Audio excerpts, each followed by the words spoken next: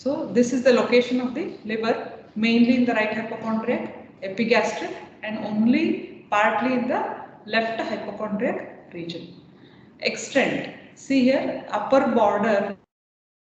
This is the upper border. It corresponds to sixth rib. Then inferior border. This is inferior border. It crosses the midline. This is midline. It crosses the midline at the level of the transpyloric plane. Roughly, this is transpyloric plane. That is at the level of the L1 vertebra. Now this image, this is the normal liver, whereas the second one, this is the enlarged liver. You can see it is extended even superiorly than in the lower part also. It has enlarged. That is due to hepatomegaly. Enlargement of the liver is called hepatomegaly. Now, when you are palpating the liver, if you have felt that liver is palpated, it doesn't always mean that it represents hepatomegaly. That means what? Liver usually is not palpable in adults. Clear? Sometimes only little lower margin may be palpable, but usually liver is not palpable. Now, if at all, if liver is palpable, it doesn't always mean hepatomegaly. Then what may be the cause? It may be mistaken for displacement of the liver by lung pathologies. Okay? So, any lung pathology would have displaced the liver along with the dome of the diaphragm. Okay? So, it would have displaced the liver lower down. That is why you have felt, you may feel that liver is palpable and it may be enlarged, or sometimes an abdominal tumor may be there, clear? And sometimes the spinal deformity may push the liver more anteriorly or downwards, leading for a mistaken hepatomegaly. Now, normal range for liver span at different ages of life. Okay, first week of age it is 4.5 to 5 centimeters. At 5 years of age, 6 to 8 centimeters. 12 years, it is 7 to 9 in boys and 6 to 8 centimeter in girls. Surface marking, how to mark the upper border. So this all is there in your books, just a revision here. The upper border will be corresponding to fourth intercostal space in the mid-clavicular line. So these lines you have to remember where fourth intercostal space, at what vertical line you should remember that. Here vertical lines, one midline is there, then mid-clavicular line is there, mid-axillary line, anterior axillary line, posterior axillary line. Okay, so many vertical lines are there. Now, to remember these surface marking, you have to know these vertical lines properly. So, if you take mid-clavicular line, the upper border corresponds to fourth intercostal space. Lower border will correspond to ninth intercostal space. That is same mid-clavicular line only. Clear? Whereas lateral border up to sixth rib in the mid-axillary line. Is it clear? So these vertical lines are important when you are taking the intercostal spaces. Now we'll see what are the grades of hepatomegaly. If it is mild, so where do they extend? They extend below the right subcostal margin. So what is that subcostal margin? Below the costal margin. So how many centimeters below the costal margin it extends? Depending on that, we can grade the hepatomegaly into mild, moderate and severe. Clear? So less than 4 centimeters below the right subcostal margin is mild, 5 to 7 centimeters is moderate, and massive or more is, that is more than 7 to 8 centimeters. So how does the patient present to you? He may present to you with the pain in the right hypochondria, jaundice, abdominal distension, abdominal discomfort, fever, malaise, breathlessness. Clear? Breathlessness, why? Because the liver, the enlarged liver may push the lungs. That's why they may land up with breathlessness. Malaise is weakness. Now, first thing you have to do is not just start with the palpation first take the proper history. Clear? I have not included about more in detail about history and all that. I have included mainly the examination part here. Clear? So first you take proper history. If he presents with, if an adult is presenting you, male adult, take history of alcohol intake since how many years, how much he takes every day, any other comorbid conditions, then any family history is there, then what about the appetite, all those history you have to take. Then examination of the abdomen. In inspection, you have to see the skin. How is the skin? Whether the skin is just plain normal or any engorged veins are seen.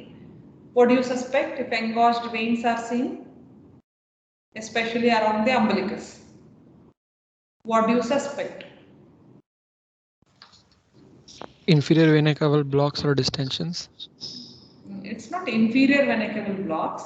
It is mainly due to the portal hypertension. Okay, the portal vein normal pressure will be around 3 to 5 mm. Okay, in portal vein it will be less than the systemic pressure. But in cases of portal hypertension, there will be increased pressure in the portal vein. So the blood is going to it regurgitates back wherever you have the portosystemic anastomosis. No, you know portosystemic anastomosis, right? So there you see that the veins become enlarged, engorged, and they become prominent. Clear? So that is the importance of your engorged veins, especially around the umbilicus. The next is the position of the umbilicus. So just see the position of umbilicus, whether it is normal position or displaced downwards, upwards. Now always the position of umbilicus, if it is displaced downwards, upwards, no? It may not be always an abnormal. Sometimes obesity itself will displace the umbilicus. Clear? And if ascites is there, collection of fluid in the peritoneal cavity, that also displaces the umbilical position. Then physiologically, in case of pregnancy, umbilicus is pushed out. Then movement with respiration. C for movement with the respiration for the abdominal movements. Then you see for size, shape and extent of swelling. If at all any swelling is seen, just see.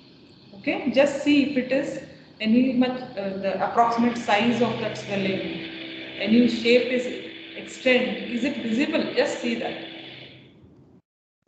Now next is palpation. So here I have covered about palpation of the liver. Clear? So first you have to start with the, now you have to first relax the patient. Clear? Relax him, talk to him or her properly, and then cover the lower abdomen and thighs.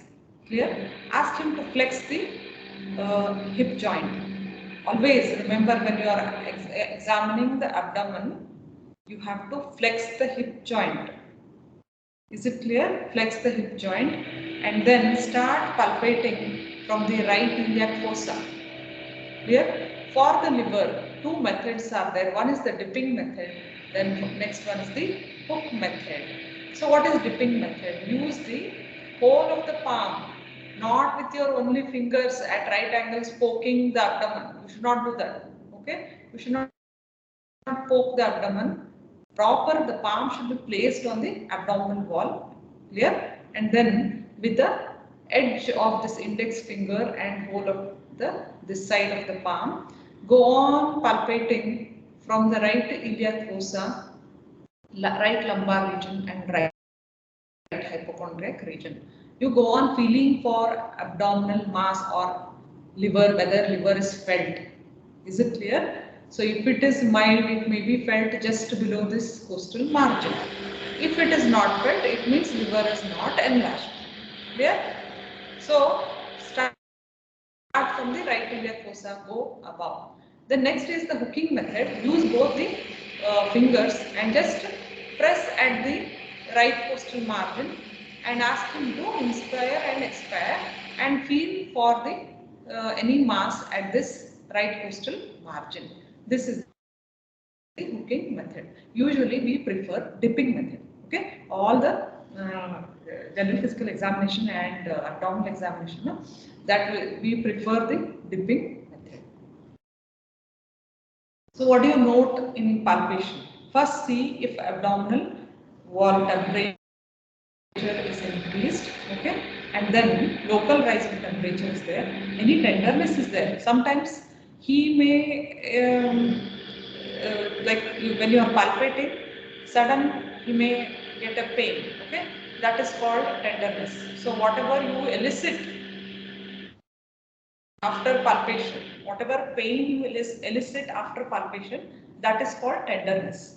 Whatever the patient himself presents to you, he tells that I am having pain here, just a constant pain or intermittent pain, that is pain. What is tenderness? What difference is there? When you are eliciting the pain on palpation, that is called tenderness. Then extent of enlargement below the costal margin, whether to see minimal, medium or massive enlargement, moderate or massive enlargement is there. You have to see for that approximate measurement. Then what is the character of the edge of that whatever felt mass? Is it sharp or rounded? Yeah. Then surface, just feel for the surface. Is it smooth, irregular, nodular? Consistency of that mass, is it soft, firm or stony, hard? Okay, this comes by experience. You have to see the patients, clear? Then all these findings can be felt. The next is percussion. So where do you do the percussion? Mid axillary line, okay? Mid axillary line, 6th rib to costal margin. Start from here up to the costal margin, upper limit of the liver dullness. Okay, just see for the dullness. If dullness is raised, that means there is a subphrenic abscess. Just below the diaphragm, there may be an abscess. Or in case of hydatid cyst. Here, a thrill can be elicited because that will be filled with the fluid. Clear? So a small thrill can be elicited in case of hydatid cyst. From above, if you see, it will be resonant. From below, in the overall abdomen, it will be tympanic note. Clear? And here only abscess is there, that will be dull to purpose. Now, auscultation. What do you get in liver while you auscultate? What do you want to see? Hepatic rub. See, usually you would have heard a pleural rub. When the two layers of the pleura touch each other, no?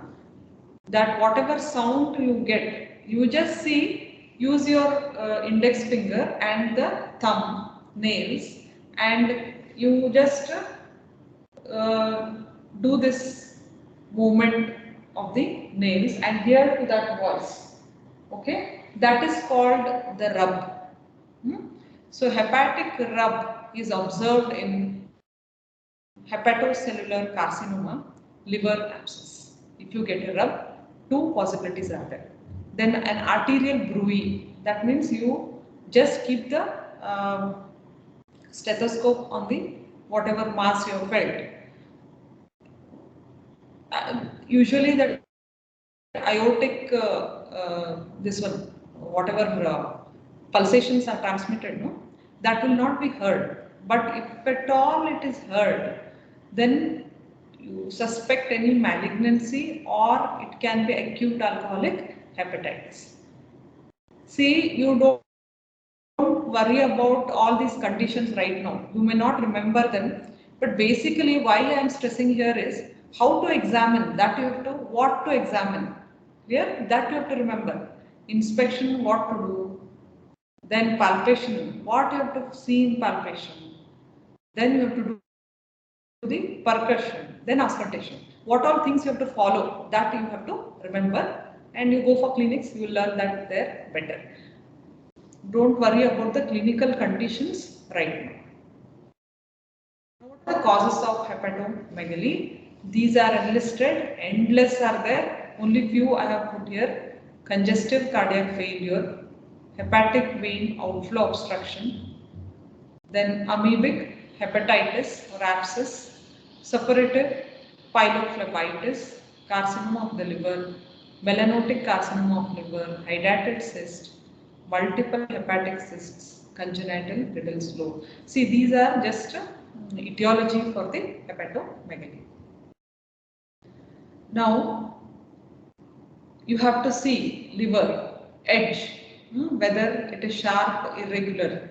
In case of different conditions they are given, just go through this if you can remember, okay, otherwise just try to see once, okay. If it is sharp or irregular, in cirrhosis you get like that. Clear? Round with soft consistency, for sure.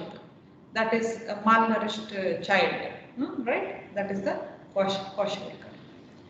Then surface, if it is smooth, it may be due to congestion. If it is irregular, surface is irregular, it may be granular in case of portal cirrhosis, or nodular. Granules means very small elevations will be there. Nodular ones are big ones. Clear? Nodular more than about 3 to 5 mm, more than that, they are nodular. Post-necrotic cirrhosis.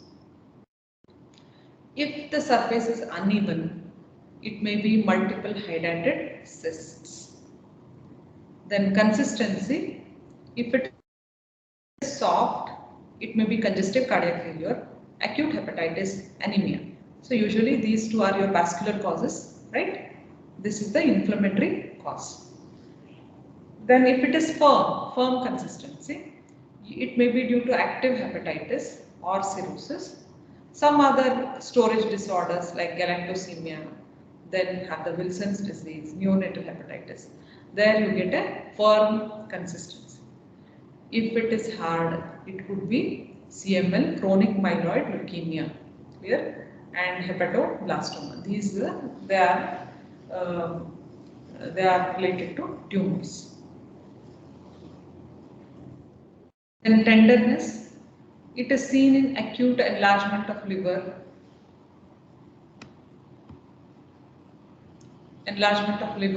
due to stretching of Glissen's capsule. So why do you get the tenderness?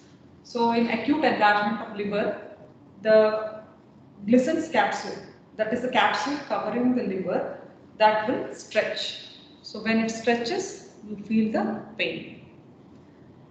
In case of cirrhosis or malignancy, it will be tender when the capsule is infiltrated. Usually, malignancies are not painful. Clear? Unless the capsule is infiltrated with the malignant cells, there is no tenderness. Then localized tenderness in case of abscess or an infected cyst. Clear? These are causes of tenderness. Then infective causes, congestive causes. Okay, all these are different causes of tender hepatomegaly.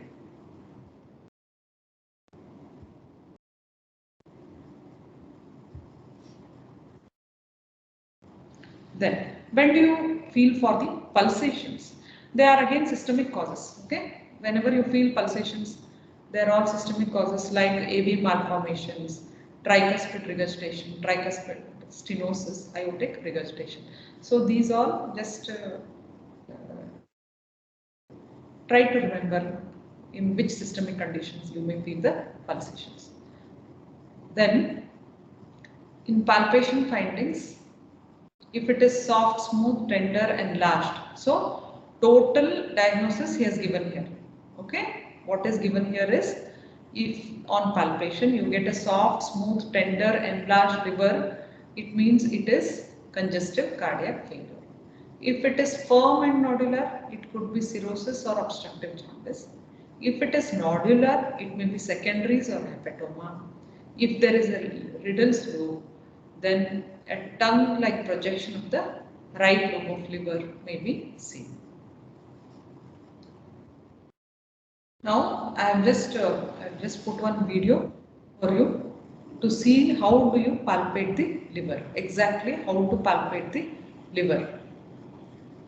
Just tell if at all You cannot hear the voice. Volume, is it audible?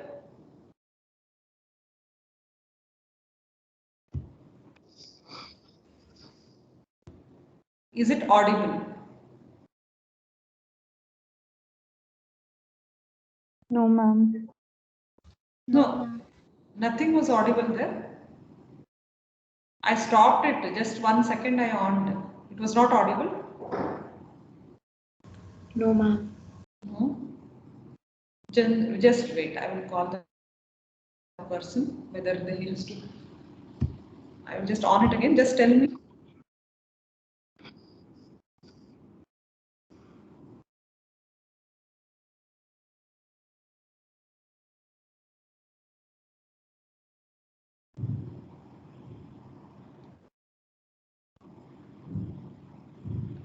This is the percussion what he is doing.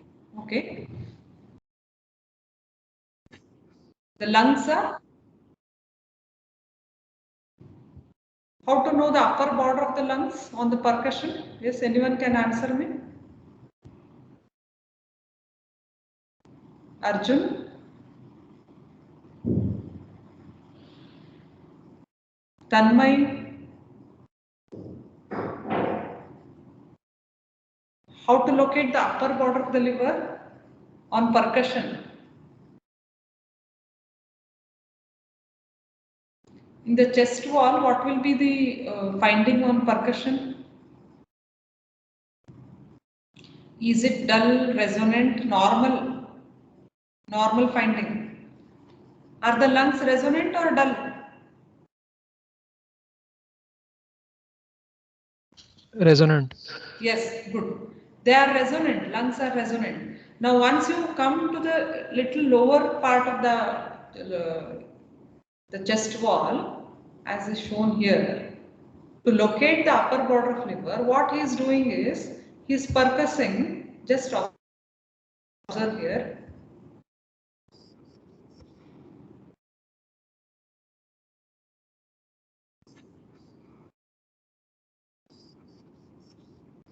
So how to locate that?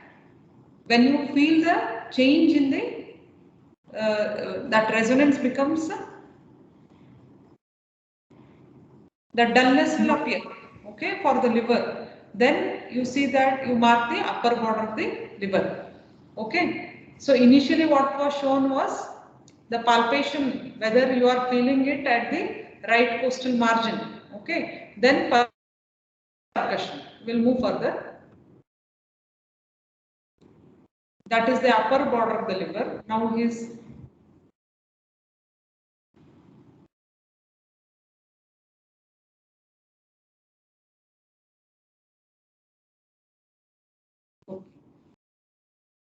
now to locate the lower border, he is percussing the abdomen, which will be usually tympanic in note, okay, and mark both the points from where the dullness starts. That is the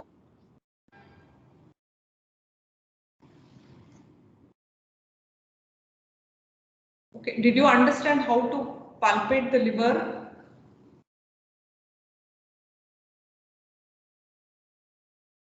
Okay, start from the right hypochondriac region, go on feeling, and then at the right costal margin, you have to see whether liver is felt or not. If it is felt, just mark where it is felt and then measure the liver span. Clear? Okay. Now we'll move on to splenomegaly, a diagnostic approach to splenomegaly.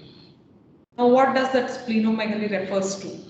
It refers to enlargement of the spleen beyond its normal size. Now a spleen is said to be significantly enlarged if it is palpable at least 1 centimeter below the costal margin in a child more than 6 months of age. See this.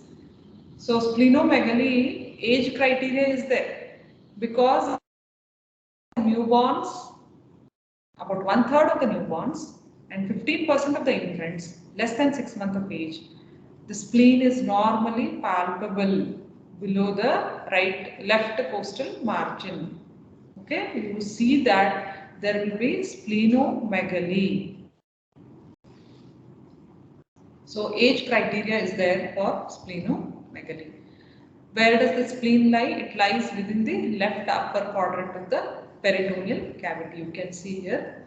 It abuts the 9th to 11th ribs. 9, 10. It lies in the axis of the 9, 10 and 11th ribs along the 9, 10 and 11th ribs. And the axis of the spleen corresponds to axis of the 10th rib. Clear? So these are all the organs related there.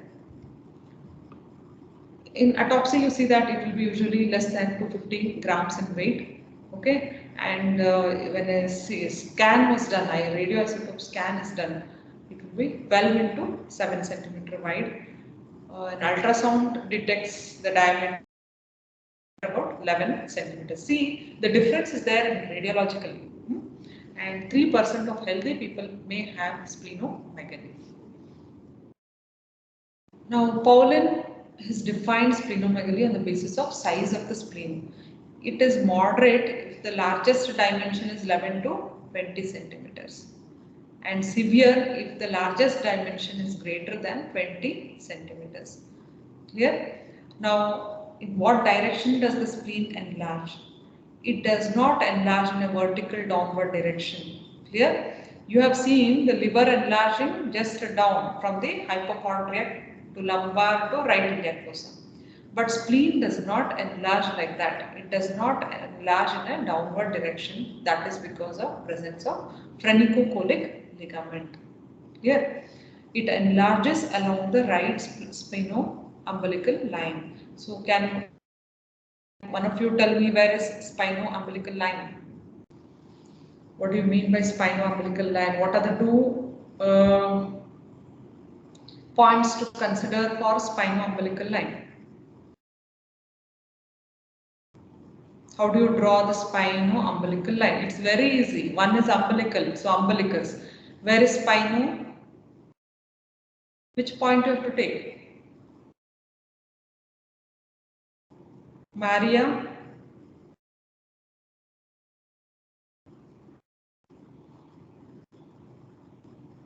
You all are sleeping. Owning this one and logging in and sleeping. Don't respond. Yes, Maria is sleeping, I think. Prithvi, Ishika. Where is spino-umbilical line? Which is the one more point which you have to take? Yes, anyone can answer me? The anterior superior iliac spine. Okay, anterior superior iliac spine. Now here,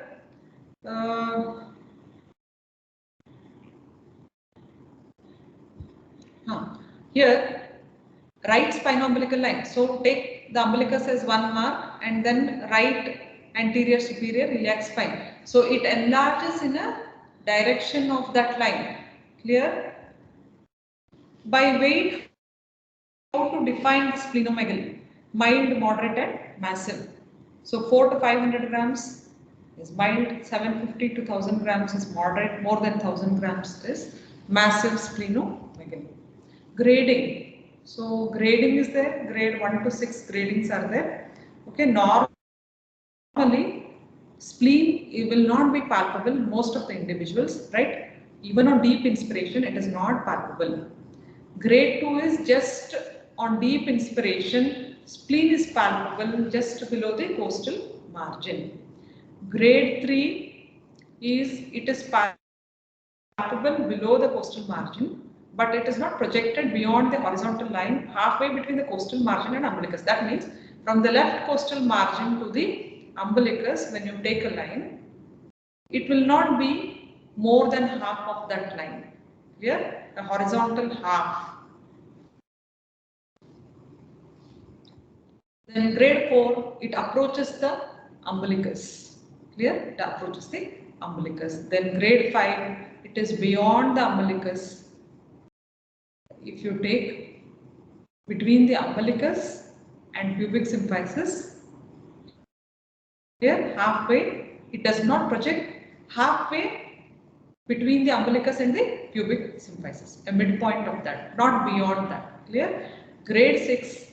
So beyond that midpoint, if it projects, it is grade 6. So I think this diagram will help you to understand this.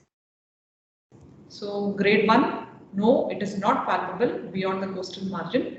Grade 2, so you have the umbilicus here and the costal margin. So if you take that line, it won't be extending half of that or midline of that. Grade 3 will be extending more than half, it will be approaching the umbilicus. Grade 4 is what? Beyond that umbilicus. Clear? And then you have the grade 5 and 6. Now in childhood, see the direction of the splenic enlargement. Just palpable spleen is a normal finding in 37% of term infants. 10% of the infants at 1 year, you may see that there may be splenomegaly. Clear? So remember these things.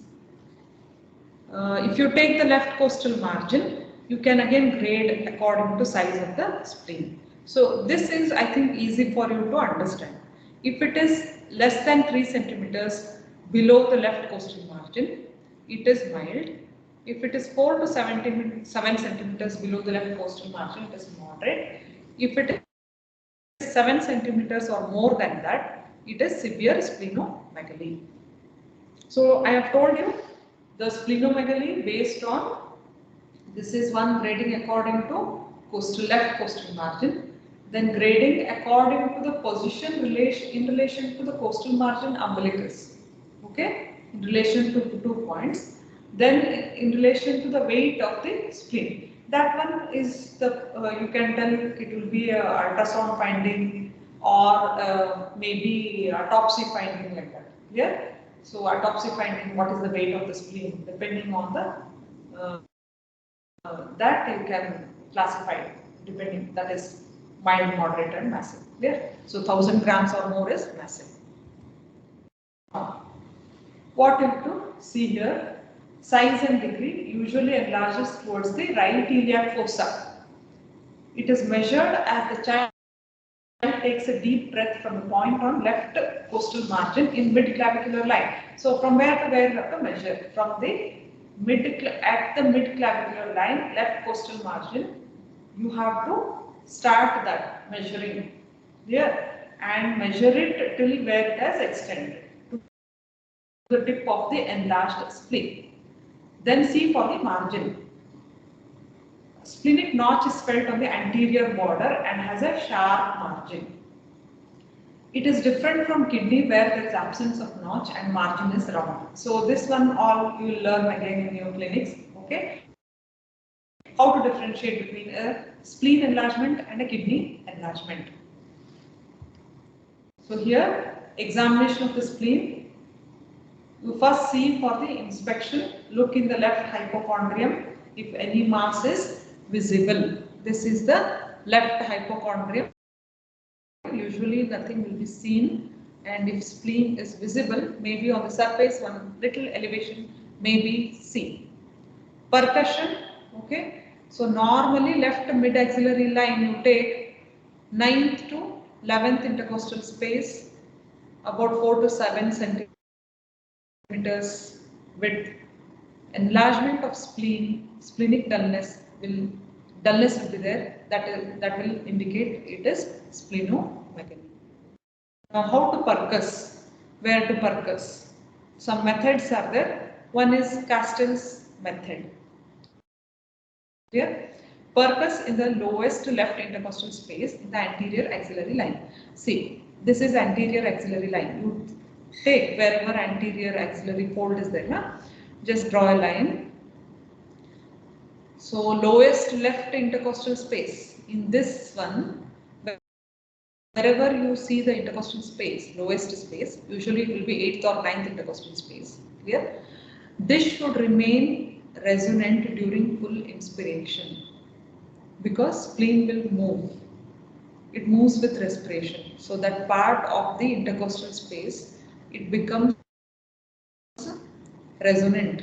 Clear? Dullness on full inspiration indicates possible splenic enlargement. Clear? So this is Castell's sign. You have to percuss here on full inspiration. See what is the condition, whether it is resonant or dull. Second is percussion of spleen by Nixon's method. Place the patient in right decubitus position. That means right lateral position. So what is right lateral position now? So you make him to lie on the right shoulder. His right shoulder should be on the bed.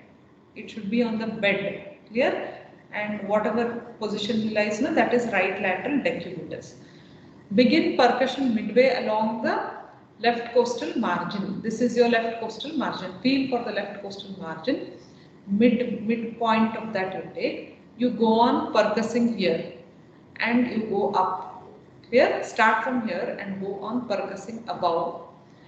If the dullness extends 8 centimeters above the left costal margin, see, usually little dullness may be felt because at this region spleen will be there. Clear? But if this dullness goes on extending 8 centimeters above this left costal margin, it indicates possible splenomegaly in this region. Palpation. So percussion is over. On percussion, two methods, Castell's method, Nixon's method. Clear? C for resonance or dullness, and C for the how much dull it is, till what space it is dull.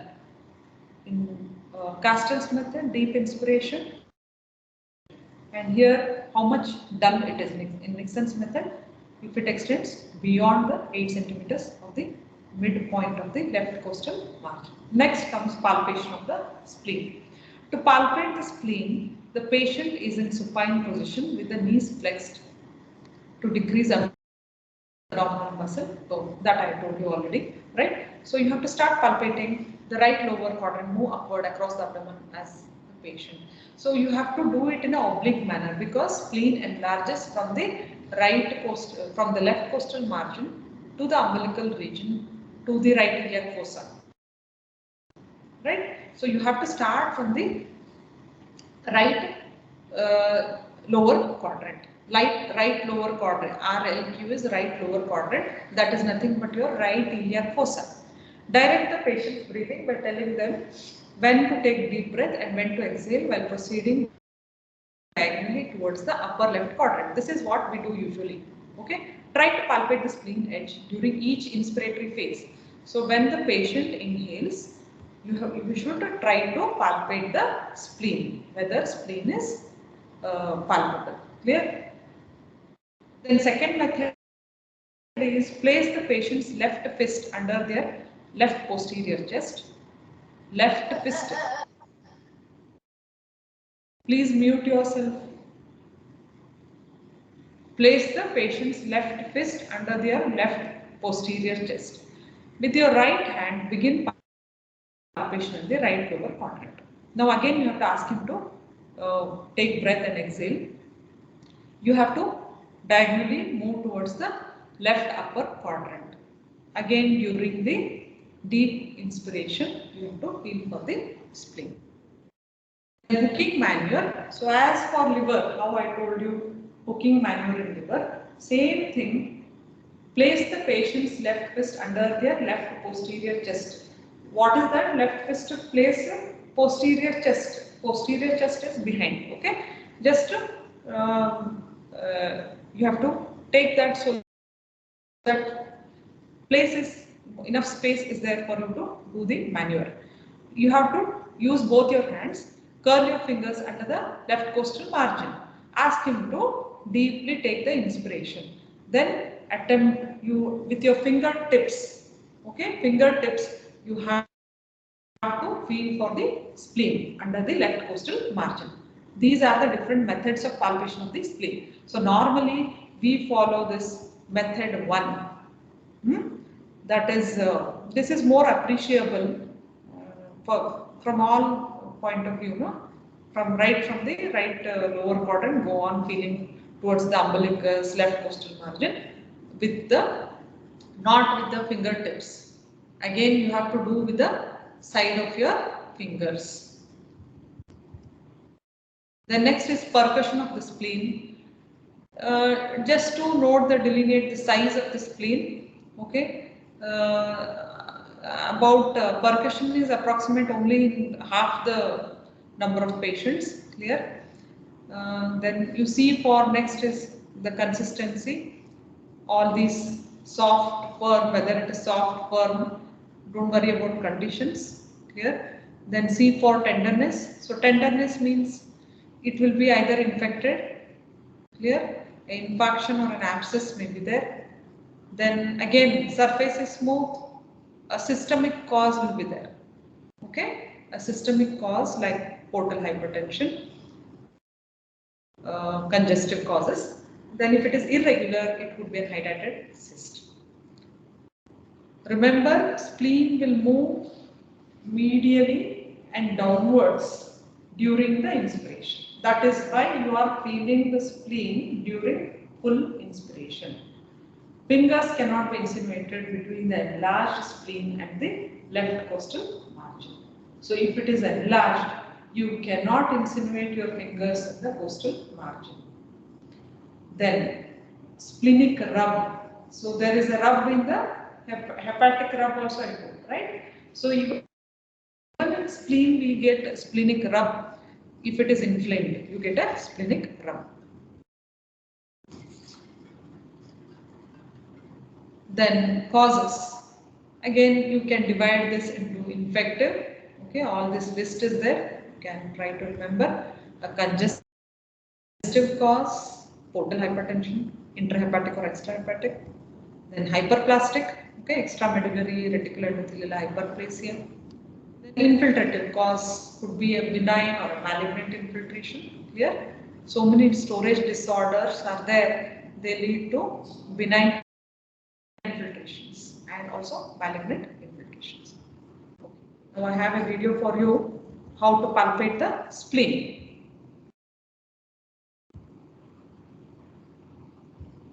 The spleen.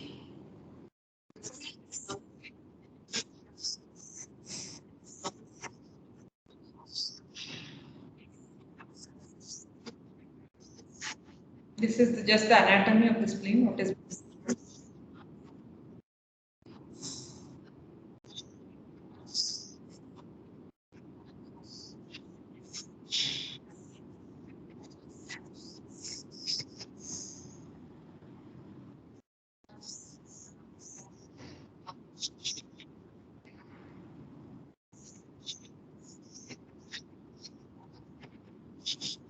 so what is done here is the left flank is lifted up just to okay, what they have done is they have just lifted up the left flank so that if you suspect a splenomegaly, it will be more easy to palpate the edge of the spleen if you make him to lie in the right lateral position. Clear? If you suspect. Okay. Then one more is there. Just one more video.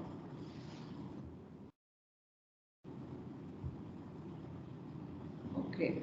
This is for he's going to examine the whole of the abdomen now, starting with the right iliac fossa. Ask him to take deep breath. During inspiration, feel for the edges of the spleen. Now he is palpating the liver. Okay.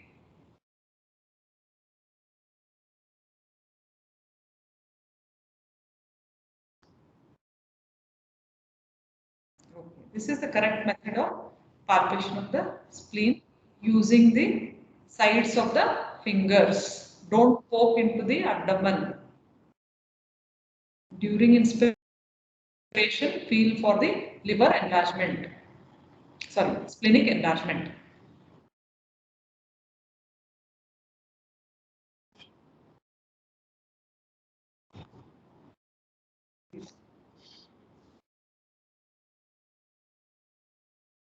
This is the percussion.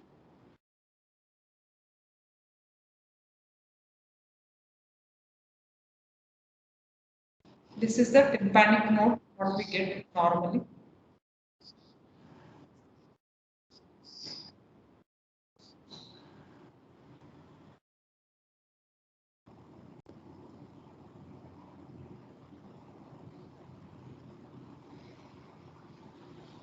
C for any bruit, arterial bruit, or any other, even normally what he is doing is he is trying to feel for the peristaltic movements, okay, normal peristaltic movements.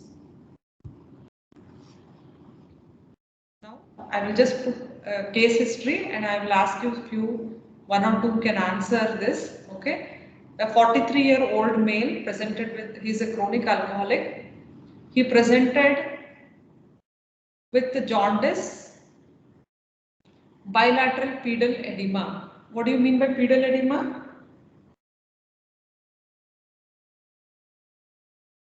On the legs. Yes, there will be swelling in the legs. Clear? No bleeding manifestations or altered behavior. General physical examination is showing pallor, so that means he is anemic.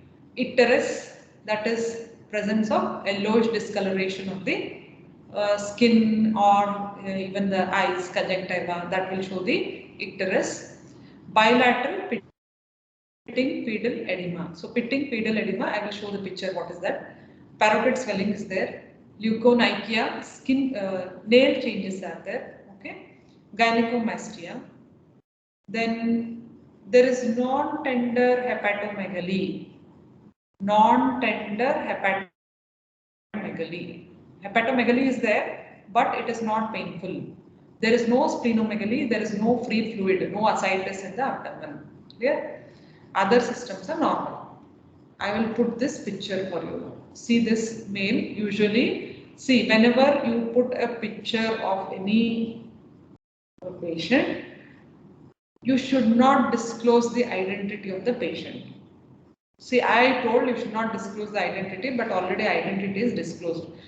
But some things are there where the eyes have to be examined, no?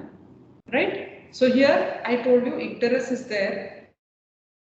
Closely examine the eyes. Look at his eyes. Yellowish discoloration is there. To show this, I have to show the identity. Otherwise, we cannot diagnose it, right? So usually, if you want to show only abdomen, only chest, you have to cover the eyes. Okay, this you have to remember lifelong. Whenever you are preparing any case history, presenting anywhere, no, or you're publishing any article, you have to always see that you don't disclose the identity of the patient. You have to put a black mark here, okay, black strip over the eyes, so that you're not disclosing the identity. Here, only to see for the icterus and put the picture here, okay, and then maybe the organs are enlarged, which we can't see here. See this is the pitting edema. Usually, no, on the it has extended little up also. Pedal edema will be there. So here, pitting edema, that means when you press the edema or that whatever swelling is there with your index finger, there will be a dipping in that. That is what is shown here. And then skin, this is showing the whitish discoloration of the nails. Okay, that is leukonychia. Now, what is your probable diagnosis? He is a chronic alcoholic. Okay, but there are some negative findings in this. No tender hepatomegaly, no ascites. What may be the diagnosis? A lot of investigations were done, biochemical investigations. I have not put this because you don't need so much in detail for diagnosis in anatomy. But if you go in biochemistry, maybe they focus there more about the investigations, right? So here, what is the diagnosis? It is the compensated liver disease. Okay, maybe early cirrhosis may be there, but there are no signs of portal hypertension or encephalopathy. Here it may be due to ethanol related. He is a chronic alcoholic. It may be the early sign of cirrhosis. Clear? That is the diagnosis. Now I'll put one more case here.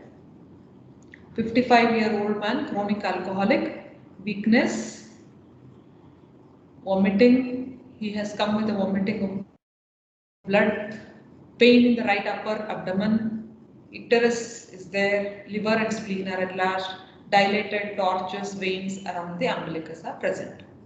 Now, I will ask you a few questions. You have to answer. What is the diagnosis? What may be the diagnosis? Just think over chronic alcoholic. Common, what will be in chronic alcoholics? What do you get? Cirrhosis. Yes, it is the alcoholic cirrhosis of the liver. Okay, because there are one more condition is there, non-alcoholic cirrhosis also is there. So better if you write alcoholic cirrhosis, it will be good. Then what is cirrhosis?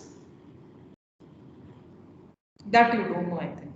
It is the fatty degeneration of the hepatocytes. Okay, fatty degeneration of hepatocytes. Okay, then what is the reason for vomiting? Vomiting the blood.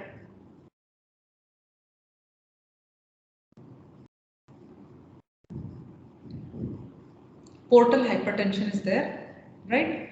Here esophageal varices will be there. Clear? Esophageal varices. So at the esophageal end, you have a portosystemic anastomosis, right? Those become engorged with the blood, and the patient usually presents with a sudden vomiting of the blood. That is the reason for vomiting of blood. What is portal hypertension? What is a normal portal pressure, venous pressure? Is it same as systemic pressure? It is very less, about maybe 5 mm of mercury. That's all. Okay. In portal hypertension, it will increase about 10 folds. So that is the portal hypertension. Next is, what are those dilated veins around the umbilicus called as? I'm not going to put a picture here. If you want it, I'll just browse it and I'll put that. What are those dilated veins called as? Yes, anyone can answer? The dilated veins. Caput. Yes. What is caput medicine? Are you seeing this? The slide is, this is seen now? Screen is seen. See this. Yes. This is caput medicine. What is that caput medicine? Actually, what is it? Dilated, okay, veins, all that. A story is there behind that. What is there behind that? Why do you call that as caput medicine? See that picture, what I have shown here, this side. See here. It's a bad omen who is carrying the snakes over her head. You can call her a witch or I don't remember it properly. She's carrying the snakes around her head and they are all grouped like this together, and the same picture is seen. This caput is that is the head, right? This is the medusa. So the same picture is seen, a unique feature. See here again. It looks like that, as if the snakes over the head of the medusa. That is why it is called as caput medusa. So if you just go through some over the internet, you get good pictures, then you can remember them very well. Caput medusa, see this. Yes, see here. These are all the small snakes over the head of the medusa. Okay, this is the end of my class now, I think. End of this lesson. You have anything to ask?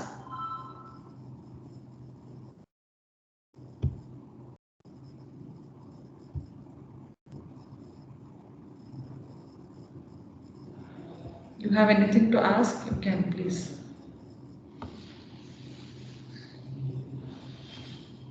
See, after you come down here to Bijapur, no, you should quarantine yourself. That is why we are taking online class for another 1 week. Don't think that you will come and immediately will start offline. It will be problem for you and for us, right? That is why sir has given a week time for you to quarantine in hostel, and we will continue with the online classes till 26th. Don't think that you will come after 26th now. Directly you come here and we start with the class offline. It will be difficult for all of us, right? Better is get your report and quarantine for a week in hostel, okay? And see how your attendance, how will you manage? And I don't know how many of you today, only 46, 47 are there. It's very difficult. Like, I don't know what is the reason why people are not attending.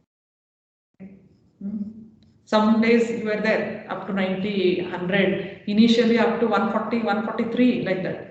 But I don't know what has happened, whether you are understanding, not understanding online classes. What is the reason?